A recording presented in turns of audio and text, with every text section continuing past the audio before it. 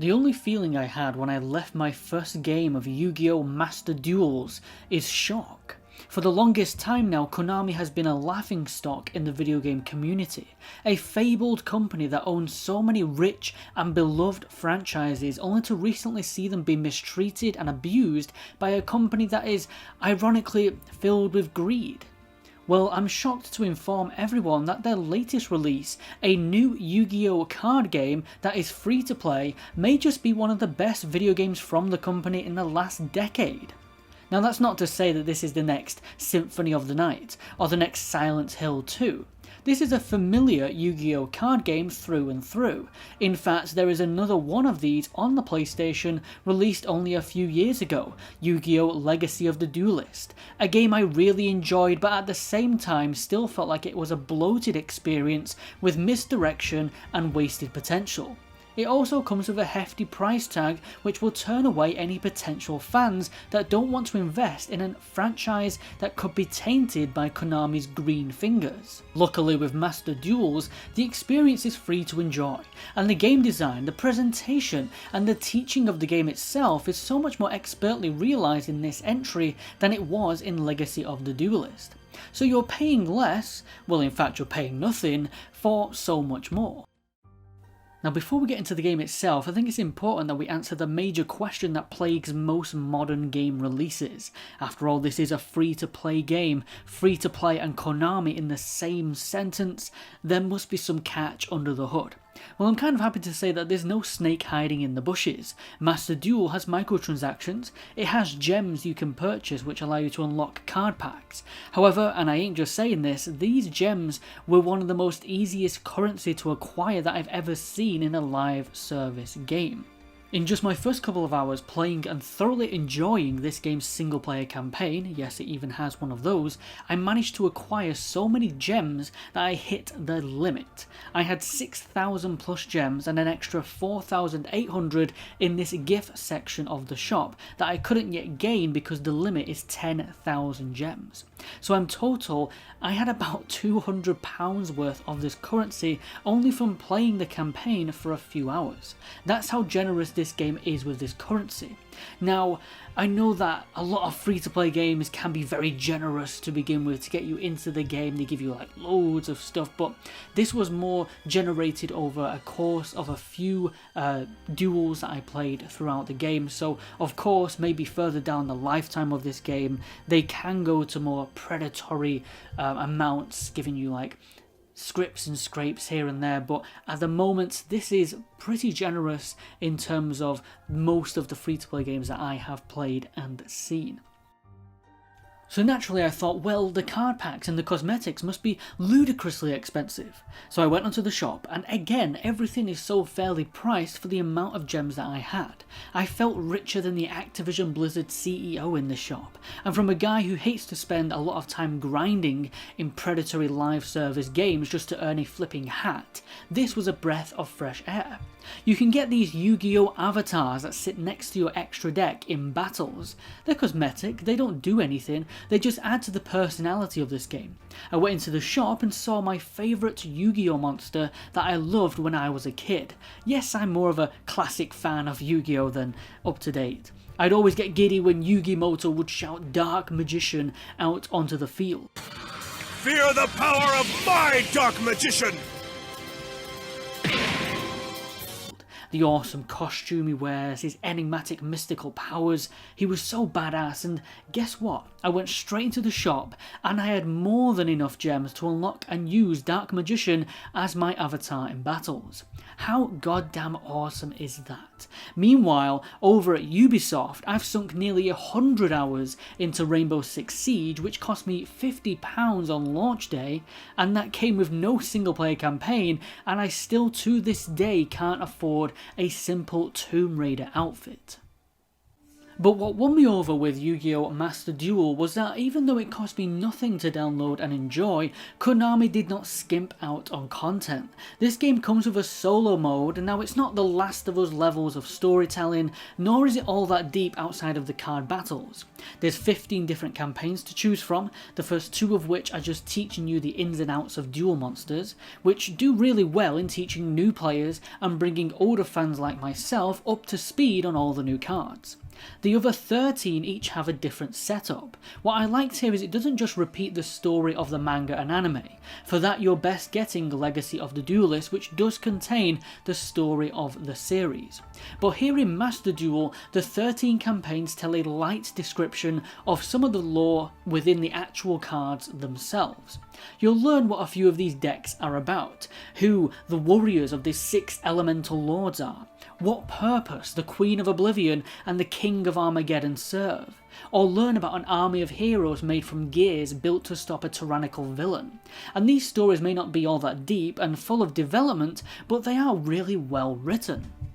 The horrific sound of the crawlers' metal hides scraping against each other united into a thunderous cacophony, as if the earth was shaking.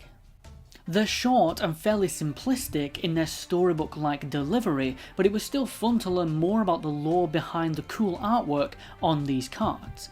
These solo campaigns also help in making you try out and experiment with decks you wouldn't otherwise know about. Each chapter starts with a cutscene and then a short tutorial on what the mechanics and strategies within the deck are. Then you'll have a duel against the AI. Once you win, you'll be presented with 2 paths. One has you watch the final cutscene to the campaign, witnessing the conclusion to the story, whereas the other contains 2 more duels of increasing difficulty that you can unlock and attempt if you're brave enough. You're rewarded with new cards and currency if you do so. It can become monotonous, following this same routine again and again. I'm surprised that out of all of the campaigns, only the last one changes up the pace. Maybe if we saw more tag team duels, or more cutscenes to present more narrative in between all the duels, it could have alleviated some of the monotony. But your enjoyment is mostly just going to come down to how much Yu-Gi-Oh! You enjoy playing.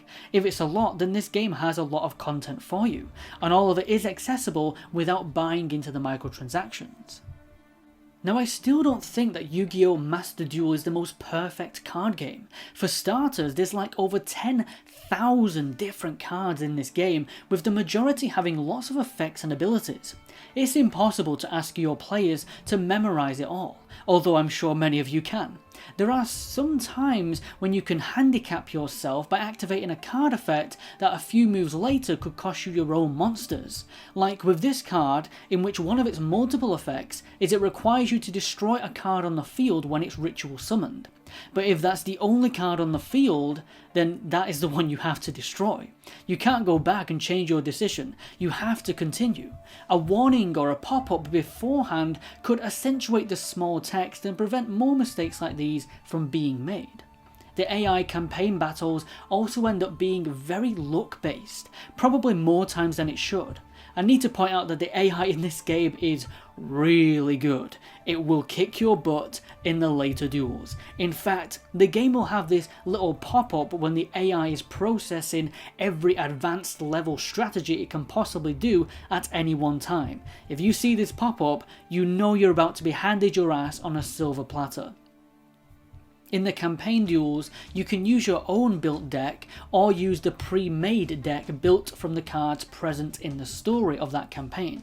If you don't draw a good hand and your opponent summons multiple powerful monsters on their first turn, you may as well just wave the white flag of defeat now instead of wasting your time. But aside those complaints, Master Duel is a visual treat and plays so smoothly. The presentation in the battles is really good, with much more memorable music than Legacy of the Duelist had. You've got strong bold outlines for cards with effects or cards that can be summoned. All the information you need is clear and easy to take in. The different arenas even have little animations to give the game more of that fantasy feel, and when taking damage or delivering it out to your opponent, the respective side of the arena will damage and break, adding great energy and feedback in these battles. There's also some finer details that add to the overall experience, such as being able to draw cards from different angles if you press a different directional button, and big name monsters having their own animations when they are summoned to the field. Little details like this that aren't necessary but still add to an overall great experience. Outside of battles, there's a deck building system which lets you organise your cards and take your time mastering a perfect deck. You can also craft cards by trading in ones you may have a lot of or you don't use, and in their place attain something that you're more after. It's an intuitive system, and this game is filled with so many cards that the menus and the filtering options get you to what you want to find pretty quickly.